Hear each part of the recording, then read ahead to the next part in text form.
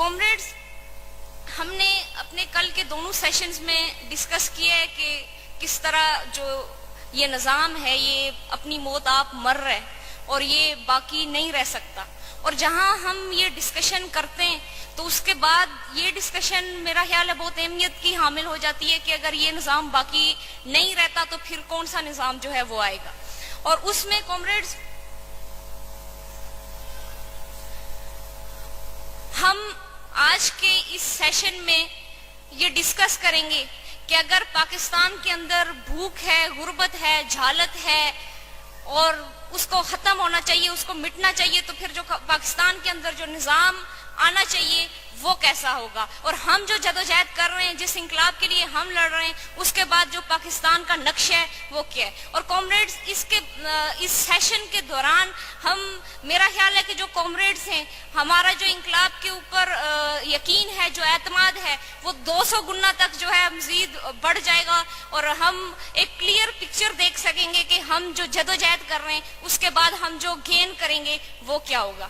تو میں کامریڈز بغیر وقت ضائع کیے، میرا خیال ہے سارے کامریڈز کو اس سیشن کے حوالے سے ایک تجسس بھی ہوگا اور ہم پہلی دفعہ اس کو جو ہے اتنی ڈیٹیل میں ڈسکس کریں گے. تو میں کامریڈ لال خان سے کہوں گی کہ وہ آئیں اور بات رکھیں سوشلسٹ انقلاب کے بعد پاکستان.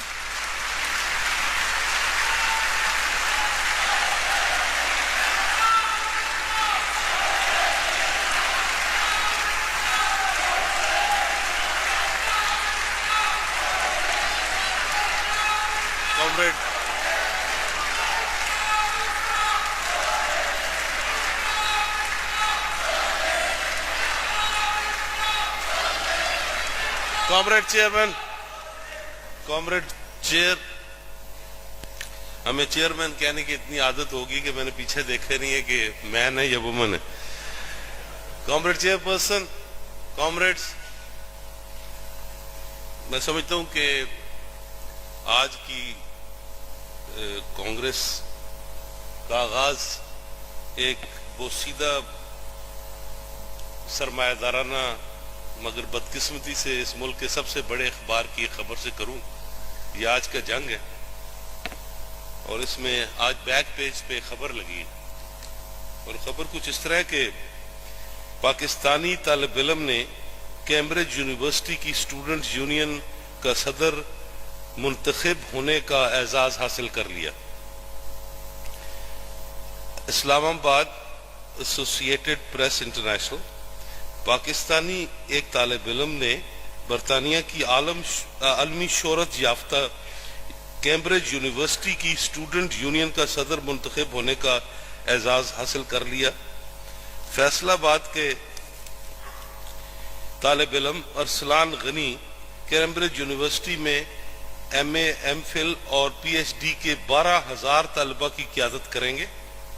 کیمبرج یونیورسٹی کی 800 سالہ تاریخ میں پہلی مرتبہ گریجویٹ یونین کی صدارت کسی پاکستانی طالب علم نے حاصل کی ہے. ارسلان غنی نے نیشنل ٹیکسٹائل یونیورسٹی فیصل آباد سے بیچلر ڈگری حاصل کی، جبکہ بعد ازاں کیمبرج یونیورسٹی میں مینوفیکچرنگ پالیسی میں پی ایچ ڈی کی تعلیم حاصل کرنے سے قبل انہوں نے انڈسٹریل یونیورسٹی اور سرکاری شعبہ میں کام کیا. ارسلان غنی بے نظیر بھٹو شہید کے بعد پہلے پاکستانی ہیں جو برطانیہ کی 2 عام ترین یونیورسٹیوں میں سے طلبہ یونین کے صدر منتخب ہوئے ہیں. ارسلان غنی وہ آدمی ہے جس نے اپنے والد کو فون کرنے سے پہلے مجھے فون کر کے بتایا کہ میں الیکشن جیت گیا ہوں.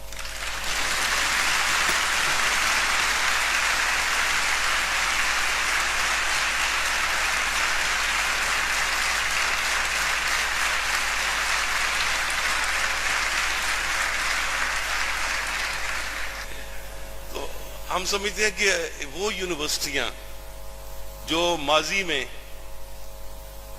موہن داس گاندھی سے لے کر محمد علی جناح تک، موتی لال نہرو سے لے کر بے نظیر بھٹو تک ہمارے حکمران پیدا کرتی تھی، جنہوں نے عمران خان سے لے کر بڑے بڑے لیڈروں کو پیدا کر کے ان عوام پر مسلط کیا تھا، ہم نے سوچا کہ ان یونیورسٹیوں کا بھی کوئی علاج کرنا چاہیے جو ہمیں یہ بیماریاں دیتی ہیں.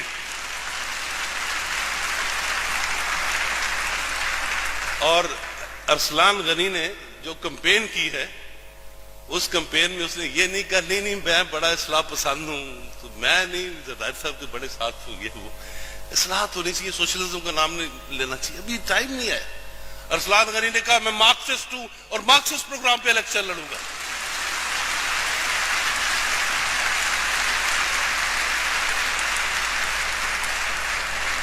اور اس نے ثابت کیا کہ اس کرۂ ارض پر سب سے پرانی، سب سے قدامت پرست اور سب سے امیر یونیورسٹی میں بھی انقلاب کے نام پہ جیتا اور لڑا جا سکتا ہے.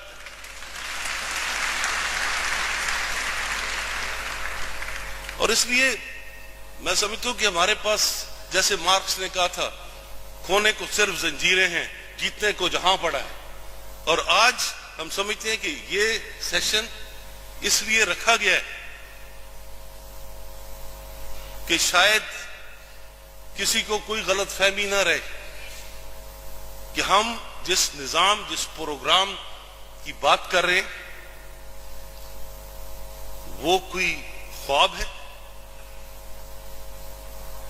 وہ کوئی تخیل ہے، بلکہ وہ ایک سائنٹیفک حقیقت ہے جس پر ہم اس ملک، اس سماج اور اس کرۂ ارض کے ہر مسئلے کے ایک سائنٹیفک حل کا پروگرام پیش کر رہے ہیں، جو مارکسزم کا پروگرام ہے، جو انقلابی سوشلزم کا پروگرام ہے، جو کمیونزم کا پروگرام.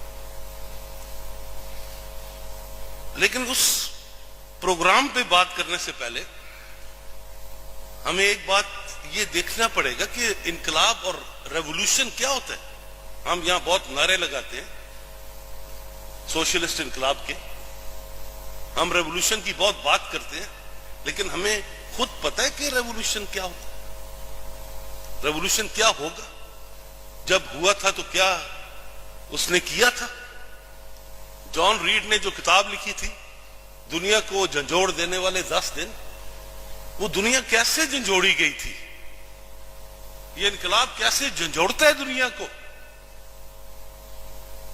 انقلاب کوئی مذاق نہیں ہے. اور یہ لوگ جو آج انقلاب کی تذلیل کر رہے ہیں، یہ جو شہباز شریف حبیب جالب پڑھ رہے، یہ جو الطاف حسین ایک غنڈہ انقلاب کی بات کر رہے ہیں، یہ جو رائٹ ونگ کے پولیٹیشنز انقلاب کی بات کر رہے ہیں، اور المیہ یہ کہ سب پارٹیاں انقلاب کی بات کر رہے ہیں سوائے پیپلز پارٹی کے.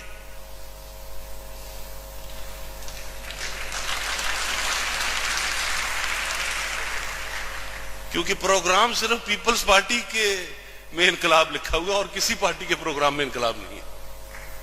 اور وہ انقلاب کی بات نہیں کر رہے، اپنے پروگرام سے ڈر رہے ہیں، اپنے آپ سے ڈر رہے ہیں، شرمندہ سے بغیرت سے ہو کے پھر رہے ہیں.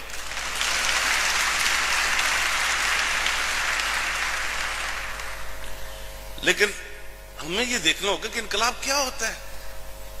انقلاب کوئی حکومتی تبدیلی نہیں ہوتی، انقلاب کوئی افتخار چودھری کی فلم نہیں ہوتی، انقلاب کوئی ڈرامہ بازی نہیں ہوتی، انقلاب کوئی اس نظام کا ایک تھیٹر نہیں ہوتا. انقلاب تاریخیں بدلتے ہیں، وقت بدلتے ہیں، سوچیں بدلتے ہیں، معیار بدلتے ہیں، نفسیات بدلتے ہیں، انسان بدلتے ہیں، تاریخ بدلتے ہیں، اور سب سے بڑھ کر جغرافیے بدلتے ہیں.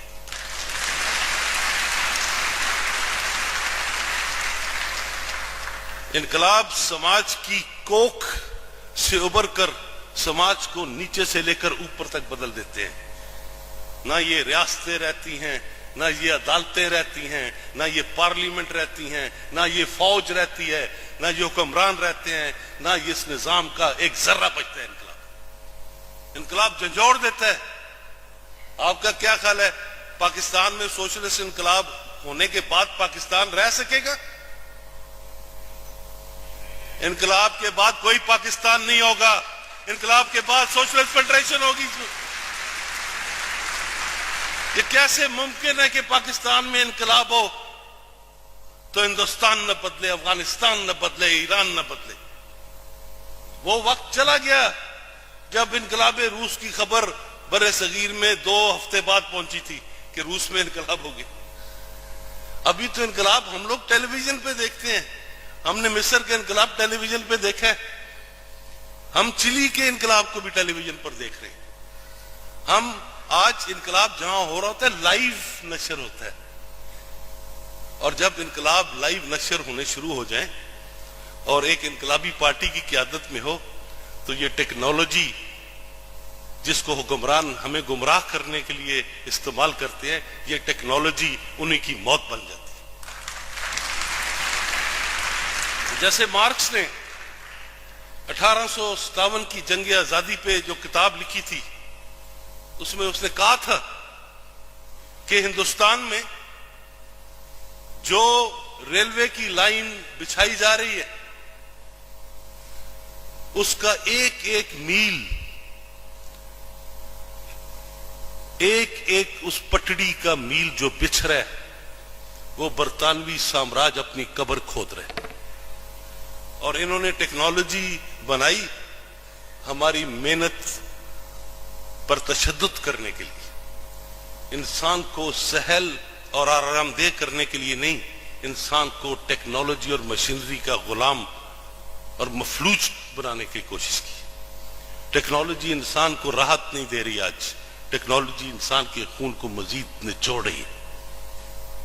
اور اس لیے ہم سمجھتے ہیں کہ آج کی عہد میں ایک انقلابی تبدیلی، بہت بڑی تبدیلی ہوگی، بنیادی سماجی ڈھانچوں کو بدلے گی، تو اس سے بہت ایسی تبدیلیاں آئیں گی کہ ان کا پوری طرح مواخذہ کرنا ممکن نہیں ہے۔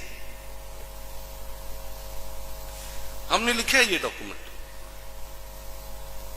اور یہ کوئی ہم جو ڈاکومنٹس لکھتے ہیں اس کانگریس کے یا جو کوئی کتاب بھی لکھتے ہیں، وہ کوئی انفرادی کوشش نہیں ہوتی، وہ ادارے ہیں جو لکھتے ہیں۔ یہ ڈاکومنٹ میں نے نہیں لکھا، یہ ڈاکومنٹ یہ ہم نے مل کے لکھا ہے ڈاکومنٹ۔ مارکسزم کی عظمت یہ ہے کہ وہ انسان کو انفرادیت سے نکال کر اجتماعیت کا حسن دیتا ہے۔ اسے بہت سارے، اس میں کامریڈ آدم نے کام کیا، کامریڈ عمران کامیانے نے کام کیا، کامریڈ پارس نے کام کیا، رنگلائی نے کام کیا، آبد نے کام کیا۔ ہم نے مل کے یہ ڈاکومنٹ لکھا، تمام سی ایس نے مل کے ڈاکومنٹ لکھا ہے۔ اور اس لیے ہم سمجھتے ہیں کہ ہم ایک عمومی کیفیت پیش کر سکتے ہیں۔ جیسے ایلن نے کل کہا تھا کہ ہم انقلاب کا حقیقی اور پریسائز حتمی وقت نہیں بتا سکتے کب ہوگا، اسی طرح یہ کہہ دینا کہ ہم پوری طرح یہ بتا سکیں گے کہ انقلاب کے بعد سوشلسٹ معاشرہ کیا ہوگا، یہ جھوٹ ہوگا، یہ فریب ہوگا، یہ دھوکہ دہی ہوگی۔ اس لیے ہم نے اس ڈاکومنٹ میں وہ عمومی خطوط بیان کیے، وہ گائیڈ لائنز دیے جن پر انقلابی سوشلسٹ معاشرہ ارتقاء کا ایک نیا آغاز کرے گا، جو کمیونسٹ معاشرے کی طرف جائے گا۔ اور سوشلسٹ انقلاب اور کمیونزم میں، سوشلزم اور کمیونزم میں بنیادی فرق یہ ہے کہ سوشلزم میں انسان اس عمل کا آغاز کر سکتا ہے جس کو ایک کمیونسٹ معاشرے کی طرف جانا ہے، اور کمیونسٹ معاشرہ وہ ہوتا ہے جہاں پیداوار کی اتنی بہتات ہوتی ہے کہ مانگ اور ضرورت مٹ جاتی ہے، اور مانگ اور ضرورت کے مٹ جانے سے ریاست اور جبر کی ہر کیفیت مٹ جاتی ہے۔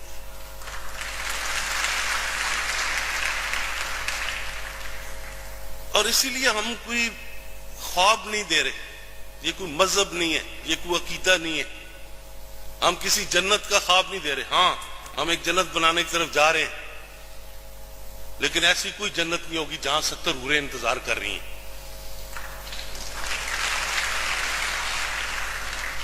جیسے بندے تو اور کام ہی کوئی نہیں، 70 حوریں ہیں،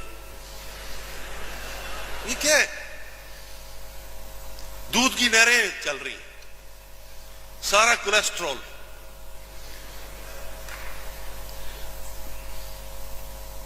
شرابن طہورا ہے. اب آپ دیکھیں کہ جہاں مولوی فضل الرحمان جیسے انسان ہو وہاں ایڈز کا کتنا خطرہ ہے.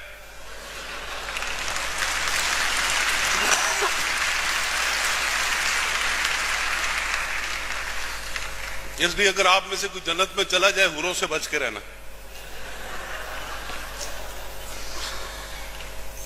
لیکن ہم کوئی خواب نہیں دے رہے, ہم صرف یہ بتانے کی کوشش کر رہے ہیں کہ کیا ہے جس کو ہم دیکھ رہے ہیں, محسوس کر رہے ہیں, اور اس کا کیا ہو سکتا ہے.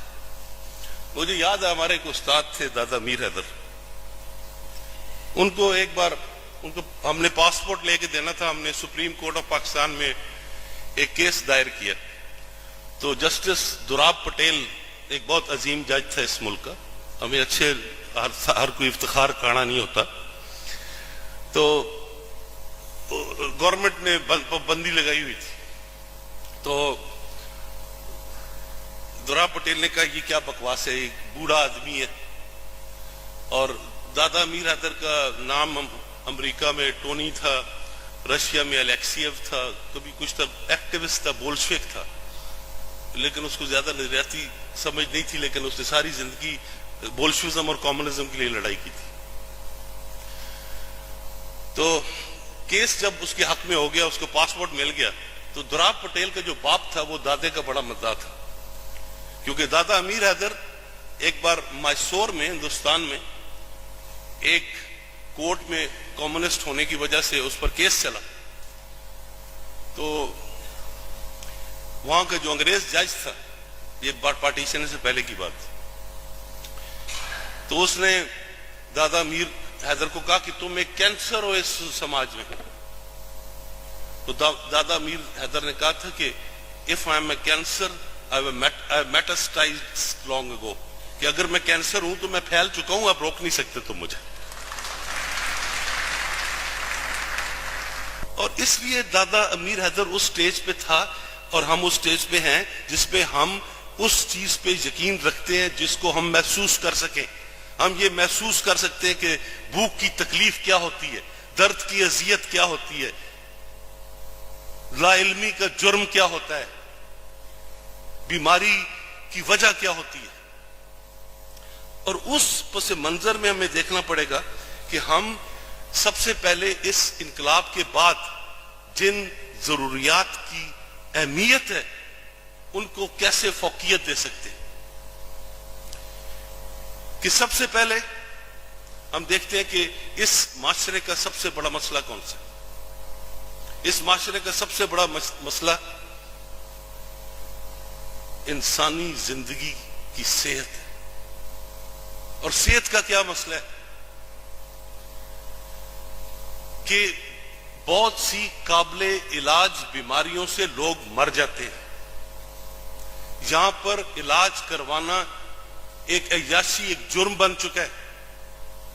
یہاں پر ڈاکٹر کے پاس جانا, یہاں میرے سامنے ڈاکٹر جاوید رانا بیٹھے ہیں جو میرے ذاتی معالج ہیں, میرے ساتھ اکٹھے پڑھتے رہے, ہم ایک کمرے میں روم میٹس رہے, کہ کتنا مصیبت ہے یہاں پر علاج کروانا. علاج کے مسائل کیا ہیں؟ سوشلزم کے بعد پہلا ایشو کیا ہوگا کہ انقلاب وہ وسائل فراہم کرے گا جن وسائل کے ذریعے ہم مکمل طور پر علاج پر تمام انسانی انفرادی اخراجات کا خاتمہ کریں گے. علاج مفت ہوگا, کوئی بچہ اس بیماری سے نہیں مرے گا جس کا علاج ہو سکتا ہے, کوئی عورت زچگی کے دوران نہیں مرے گی اگر اس کو میڈیکل فیسلٹی سے بچایا جا سکتا ہے, کوئی بزرگ اپنے وقت سے پہلے اپنی جان نہیں دے گا اگر دوائی موجود ہوگی. تو یہ وہ بنیاد ہے جس پر انقلاب بنے گا. اور اس حوالے سے ہمیں دیکھنا پڑے گا کہ جو میڈیسن کو جو پرائیویٹ پریکٹس کے ذریعے اور دوسرے طریقوں سے استعمال کیا گیا ہے لوگوں کے استحصال کرنے کے لیے, وہ استحصال کا خاتمہ. دوسرا عام جو ایشو ہے جو اس معاشرے کو درپیش ہے وہ تعلیم کا ایشو ہے، ایجوکیشن کا ایشو ہے. اور کیا ایشو ہے؟ وہ بنیادی ایشو ہے کہ یہاں پر آج 60% سے 65% تک بچے بنیادی تعلیم حاصل نہیں کر سکتے، بنیادی تعلیم سے محروم ہیں. اور اس وجہ سے ہم سمجھتے ہیں کہ ان کے ساتھ جو ظلم ہو رہا ہے اس ظلم کی کیفیت کیا ہے. کہ میرے سامنے یہ اخبار ہے، مجھے پتہ نہیں اس پہ کیا لکھا ہوا ہے. یہ ڈاکومنٹ ہے، اس ڈاکومنٹ پہ کیا لکھا ہوا ہے، جان ریڈ نے کیا لکھا ہوا ہے مجھے نہیں پتا. میں سمجھتا ہوں کہ یہ ایک جرم ہے جہالت کا. جو جہالت کا اندھیرا ہے وہ آنکھیں رکھنے والے لوگوں کو علم کی روشنی سے محروم کر کے اندھا کر دیتا ہے. اور یہ اس نظام کا المیہ ہے کہ یہاں پر تعلیم سے شعوری طور پر اس کو کاروبار بنا کر یہاں کی بھاری اکثریت کو اس سے محروم کر دیا گیا. ایک سوشلسٹ معاشرے میں تعلیم مفت ہوگی، علاج مفت ہوگا، اور وہ صرف میٹرک تک مفت نہیں ہوگی، وہ جہاں تک کوئی پڑھنا چاہے گا اس کے لیے مفت ہوگی.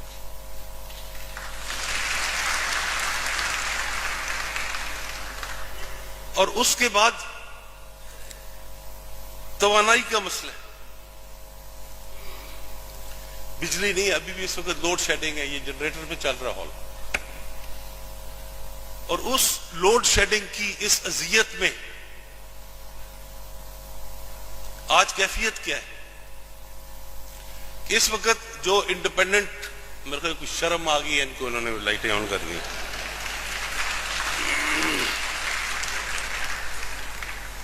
کہ اس لوڈ شیڈنگ کی کیفیت میں جو بجلی پیدا ہو سکتی ہے وہ پیدا نہیں ہو رہی، کیونکہ یہاں بڑا شور ہے کہ بے نظیر بھٹو روڈ رکھ دو، بے نظیر بھٹو اسپتال رکھ دو، بے نظیر بھٹو ایئرپورٹ رکھ دو. بے نظیر بھٹو بجلی بھی رکھنی چاہیے، بجلی کا نام بھی بے نظیر بجلی ہونا چاہیے. اور اس کی وجہ کیا ہے کہ یہ جو 1994-95 کی بے نظیر بھٹو کی گورنمنٹ تھی، اس حکومت کے دوران یہاں پر بجلی بنانے کے لیے جو انڈیپینڈنٹ پاور پروڈیوسرز پلانٹس لگائے گئے تھے وہ آج پاکستان کی ضروریات سے 5000 میگا واٹ بجلی زیادہ پیدا کر سکتے ہیں، لیکن پیدا نہیں کر رہے. اور 1994 سے لے کر 2012 تک 18 سالوں میں انہوں نے ہر سال $2.5 ارب یہاں سے واپس اپنے ملکوں کو بھیجیں، آسٹریا کو، ہانگ کانگ کو اور امریکہ کو. اور اگر اس کا تخمینہ لگایا جائے تو وہ 50 سے 60 ارب ڈالر بنتے ہیں. اور وہ 50 سے 60 ارب ڈالر اگر انویسٹ کیے جاتے ایک عوامی، ایک سرکاری پلان کے ذریعے، بجلی کی پیداوار کے ذریعے، چاہے وہ کولے کے ذریعے بجلی تھی، چاہے وہ سورج کے ذریعے بجلی تھی، چاہے وہ ہائیڈرو الیکٹریسٹی پروڈکٹس تھے، تو پاکستان بجلی ایکسپورٹ کر رہا ہوتا. لیکن وہ تو ہم سوشلزم کی بات کر رہے ہیں کہ اس میں یہ ہوگا. لیکن آج کیا ہو سکتا ہے؟ آج اس وقت اگر پیپلز پارٹی کی گورنمنٹ، جس کا ایک سوشلسٹ بنیادی پروگرام ہے، وہ ابھی ایک فیصلہ کرے کہ ہم ان آئی پی پیز کو قومی تحویل میں لیتے ہیں، ایک فیصلہ کرے، 1 گھنٹے میں پاکستان میں لوڈ شیڈنگ ختم ہو سکتی ہے. 1 منٹ میں لوڈ شیڈنگ ختم ہو سکتی ہے اور کبھی کسی کو بجلی سے محرومی نہیں ہوگی. یہ اس وقت کی کیفیت ہے. کیوں؟ کہ وہ 20%, 25%, 30% کیپیسٹی کی بجلی پیدا کرتے ہیں, اور وہ اگر فل کیپیسٹی پیدا کرنا شروع کر دے تو لوڈ شیڈنگ کی ضرورت نہ رہے. اور فل کیپیسٹی کیوں نہیں پیدا کرتے؟ کہ ایک ریٹ آف پروفٹ چاہیے, ایک شرح منافع چاہیے. اور وہ شرح منافع کیا ہے؟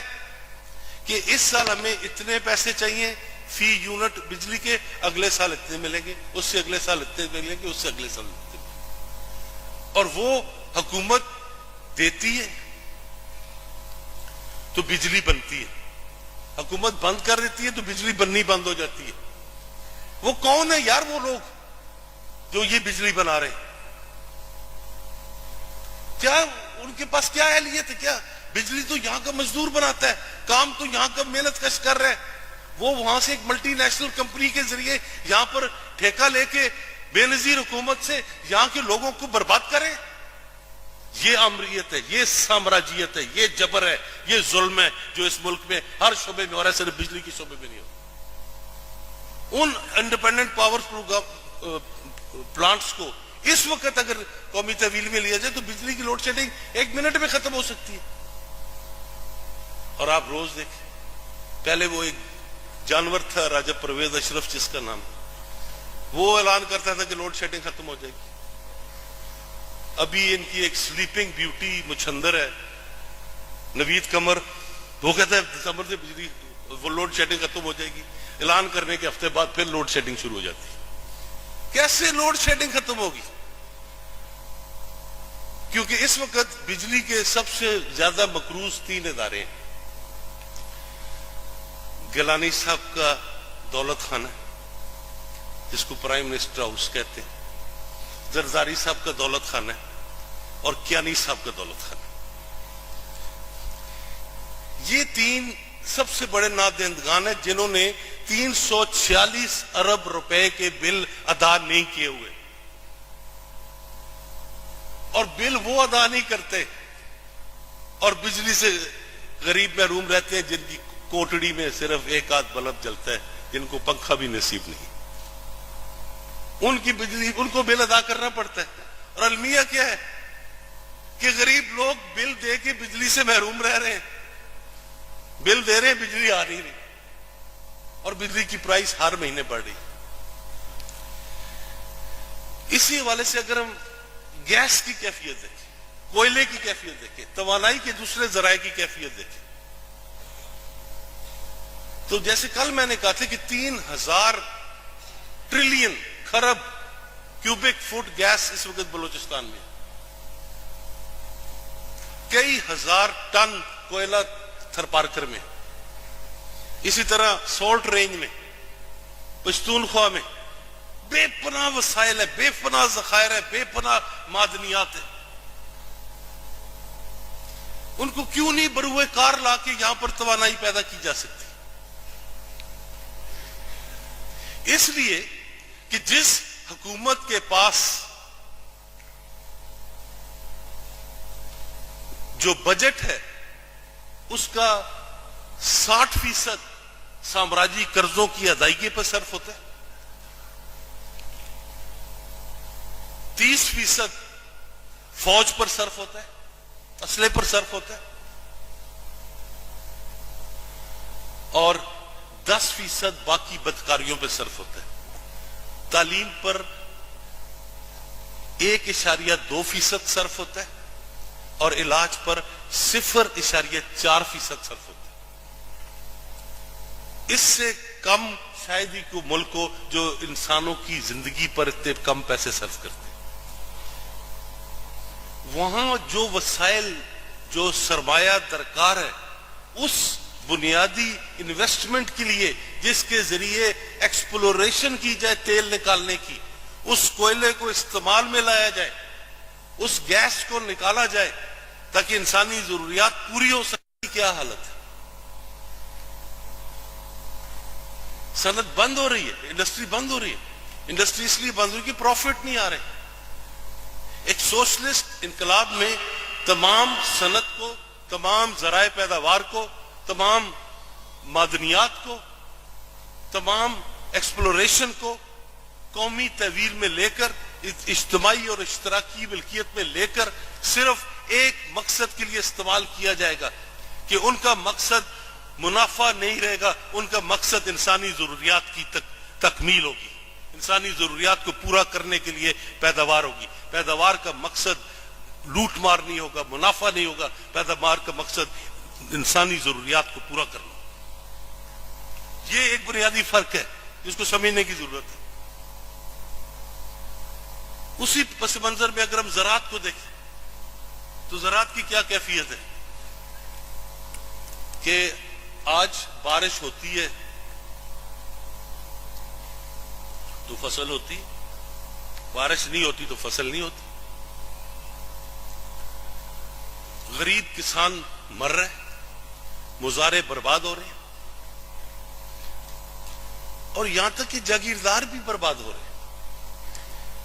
اور اب تو میرے خیال میں یہ ساری جو بکواس ہے یہ اسٹالنزم کی کہ پاکستان ایک جاگیردارانہ ملک ہے، مجھے کوئی آپ ایک بتائیں آدمی جو کلاسیکل جاگیرداری کو جانتا ہو، جہاں جاگیرداری موجود ہے۔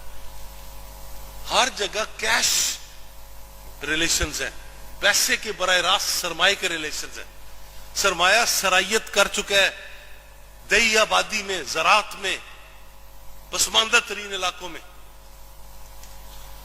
اب کون سا ایسا علاقہ رہ گیا، کوئی میوزیم یا عجوبہ ہوگا جہاں پہ ہوگا کہ لوگ گندم، پہلے تو یہ ہوتا تھا کہ لوگ نائی کو گندم دے دیتے تھے، موچی کو گندم دے دیتے تھے، جولائے کو دے دیتے تھے، مولوی کو دے دیتے تھے، کیونکہ ان کے مختلف جو کام ہوتے تھے ان کے لیے دیہات کا جو ایشیاٹک موڈ آف پروڈکشن تھا وہ چلتا تھا۔ لیکن آج تو وہ گندم کا ٹریڈ نہیں ہے، آج تو کیش ہے۔ اور 1974 میں جو بھٹو نے دوسرے ریفارمز کیے تھے، زرعی ریفارمز، ان کے دوران پاکستان کے تمام جاگیرداروں نے اپنی زمینوں کو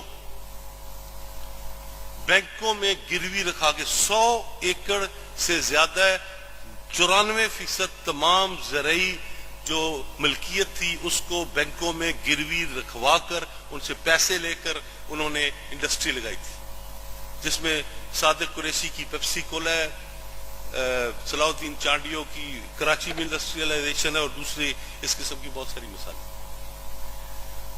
اس لیے زرعی مسئلہ صرف زمینوں کی تقسیم کا مسئلہ نہیں ہے۔ ہمارا صرف یہ کام نہیں ہے کہ ہم کہتے ہیں ہم زمینیں تقسیم کریں گے۔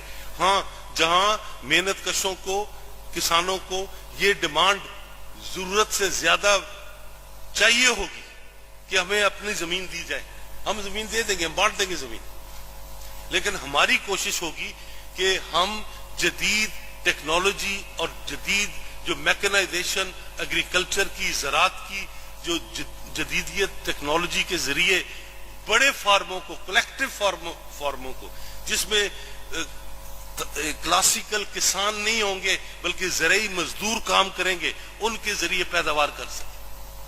اور اگر ہم جینیٹک انجینئرنگ کو سمجھیں، ہم جدید زراعت کو سمجھیں، تو وہ ٹیکنالوجی موجود ہے، وہ اتنی کوئی زیادہ ڈھکی چھپی نہیں ہے۔ یہ پانی کا مجھے نہیں پتا، لیکن بوتل اس کمپنی کی ہے، نیسلے کی، یہ کمپنی ہے، سوئٹزرلینڈ کی کمپنی ہے، یہ غذائی ملٹی نیشنل ہے۔ اس غذائی ملٹی نیشنل کے سب سے زیادہ جو انویسٹمنٹ ہے وہ ایک لاطینی امریکہ کا بڑا ملک ہے، ارجنٹینا وہاں پر ہے، اور ارجنٹینا میں اس کی جو سرمایہ کاری ہے اس کے ذریعے یہ سال میں گندم کی 1 نہیں 3 فصلیں پیدا کرتے ہیں۔ اور اگر اس کی جو پیداواری صلاحیت ہے اس ملٹی نیشنل کی، صرف ایک ملک ارجنٹینا میں اس کی 100% پیداوار اگر یہ کرے ملٹی نیشنل، تو پوری دنیا کی اناج کی، مکھن کی، گوشت کی اور دوسری ضروریات صرف اس ملٹی نیشنل کی پیداواری صلاحیت سے پوری ہو سکتی۔ یہ ٹیکنالوجی ہے، لیکن ٹیکنالوجی اس لیے نہیں استعمال ہو رہی کہ پیداوار میں اضافہ کیا جائے، ٹیکنالوجی اس لیے استعمال ہو رہی ہے کہ اس کو کم پیدا کر کے سبسیڈائز کیا جا رہا ہے کسانوں کو، امریکہ میں، یورپ میں، دوسرے ملکوں میں، کہ پیداوار کم کرو کیونکہ اس کی قیمت گر جائے گی، اور قیمت گر جائے گی، منافع گر جائے گا۔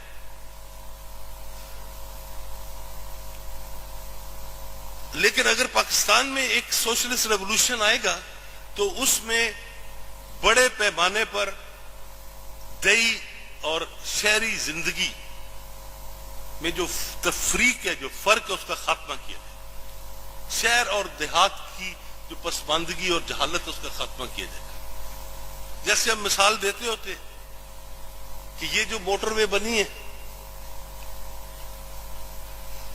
اس موٹر وے سے 10 گز دور جو گھر ہے، اس گھر کا اور اس موٹر وے کا جو تاریخی فاصلہ ہے وہ 5000 سال کا۔ اس 5000 سال کے فاصلے کو عبور صرف سوشلسٹ انقلاب کے ذریعے کیا جا سکتا ہے، کیونکہ وہ جدیدیت، وہ سرمایہ کاری، وہ سڑکیں، وہ پانی، وہ بجلی، وہ بنیادی ضروریات کی فراہمی، وہ نکاسی کے ذریعے، وہ سینیٹیشن، وہ تمام چیزیں اس بھاری سرمایہ کاری سے ہو سکتی ہیں جس میں تمام جو پیداوار ہے، تمام جو سرپلس ہے، وہ کسی کے منافع خوری، کسی کی تجوریاں بھرنے، کسی کے بینک اکاؤنٹ بھرنے، کسی کے لوٹ مار کے کام نہ آئے، بلکہ انسانی ضروریات کی تکمیل کے لیے اس کو صرف کیا جائے۔ یہ فرق ہوگا سوشلزم۔ اور اس لیے زراعت میں ایک بہت بڑی تبدیلی آئے گی جب جدید ٹیکنالوجی آئے گی، اور اس سے ہم سمجھتے ہیں کہ انسان کی غذائی ضروریات پوری ہوگی، کیونکہ اس وقت المیہ یہ ہے کہ اس ملک کے 60% جو بچے ہیں ان کی جو نشو و نما ہے جسمانی طور پر اور ذہنی طور پر وہ نامکمل ہے، سٹنٹڈ گروتھ ہے، جس کا مطلب ہے کہ بہت سارے لوگ، جیسے کل پارس نے فگرز دیے تھے کہ 8 کروڑ سے زیادہ لوگ اس ملک میں بھوکے رہتے ہیں۔ بھوک ایک مسلسل المیہ ظلم ہے جو ہر بندہ ہر روز برداشت کر رہا ہے اور ساری زندگی برداشت کرتا ہے۔ وہ بچپن سے سیدھے بڑھاپے میں چلے جاتے ہیں لیکن بھوک نہیں مٹتی ان کی۔ اور اس لیے زراعت کا شعبہ بہت اہمیت کا حامل ہے۔ اور اس لیے دوسرا جو مسئلہ ہے کہ انقلاب میں جو شراکت ہے دیہی علاقوں کی، وہ اس طرز کی نہیں ہوگی جو پہلے تھی، کیونکہ آج سرمایہ داری نے جو ایک in even and combined development کی ہے، جو اس کا طرز ارتقاء ہے پاکستان جیسے ملکوں میں جہاں پر ناہموار اور غیر مساوی ترقی ہے، اس سے بہت سارے رشتے بگاڑ دیے ہیں۔ ایون دیہاتوں میں جو پرانے رشتے تھے ان کو بگاڑ دیا، ان کو خراب کر دیا، لیکن نئے جدید سرمایہ دارانہ انقلاب کے رشتے وہاں استوار نہیں کر سکے۔ زراعت کو زرعی انقلاب کے ذریعے میکنائز نہیں کر سکے، جس سے آدھی میکنائزڈ ہے، آدھی نان میکنائزڈ ہے۔ اور پھر زراعت کی آج جو کیفیت ہے وہ یہ ہے کہ زرعی شعبے میں جو کاسٹ ہے پروڈکشن کی، وہ اس کی قیمت سے زیادہ ہوتی چلی جا رہی ہے۔ آپ ڈیزل دیکھ لیں، آپ کھاد دیکھ لیں، آپ دوسرے شعبے دیکھ لیں۔ تو کامریڈ رؤف اس پہ بات رکھیں گے۔ اس کے بعد ٹرانسپورٹ کا شعبہ آتا ہے، جہاں المیہ ہے کہ مریض کا ہسپتال کے ساتھ ایک تضاد ہے، طالب علم کا اسکول کے ساتھ تضاد ہے، سڑک کا گاڑی کے ساتھ تضاد ہے، سواری کا ریلوے کے ساتھ تضاد ہے، کیونکہ دونوں چیزوں کو ہمانگی نہیں دے سک رہا یہ سسٹم۔ یا گاڑیاں بہت ہیں، سڑکیں نہیں ہیں، شہر میں گاڑیاں ہر طرف پھر رہی ہیں، پارکنگ نہیں ہے۔ میں سمجھتا ہوں کہ سوشلسٹ انقلاب کے بعد سوائے اپاہج لوگوں کے ہر گاڑی کو ضبط کر لیا جائے گا۔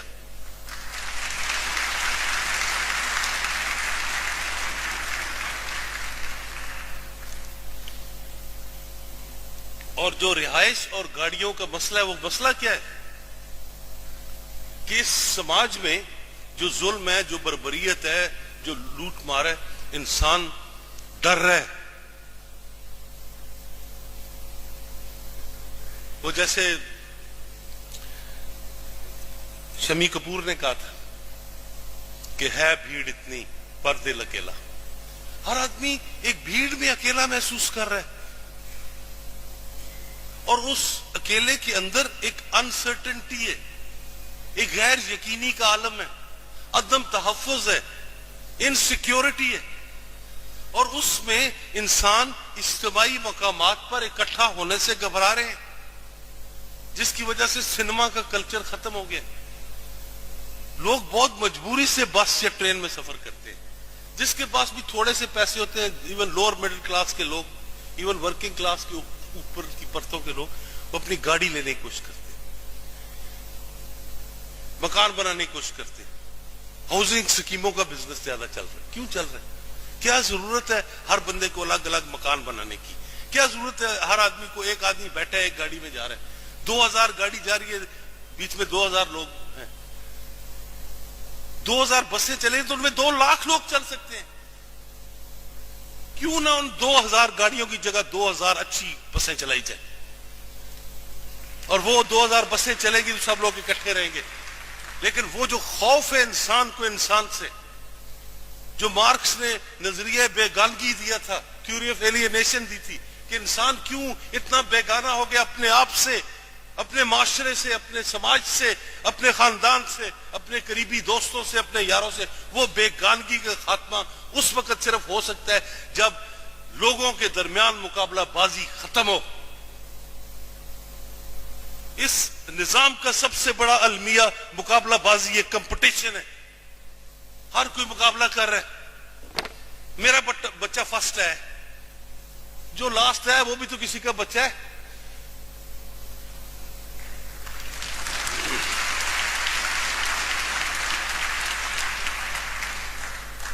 जब मेरा बेटा पैदा हुआ तो मेरी मां ने कहा इसको पढ़ाना मत। मैंने कहा क्यों? कहते तुमने पढ़ के क्या कर लिया जो ये कर ले।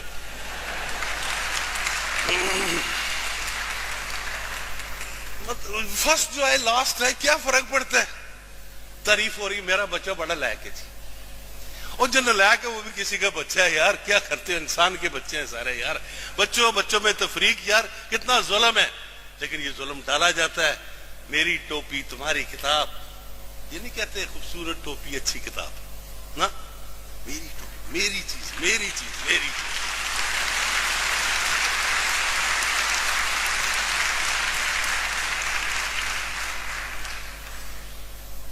मेरी मस्जिद का लाउड स्पीकर ज्यादा ऊंचा है, ठीक है, इतने हमने लाउड स्पीकर लगाए हुए। मेरी गाड़ी देखिए इतनी लंबी है।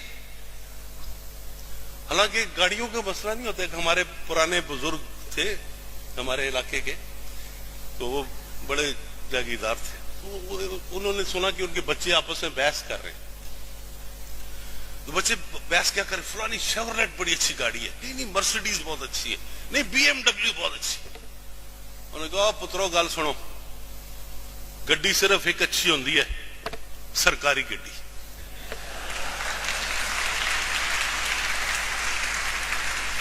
जिसमें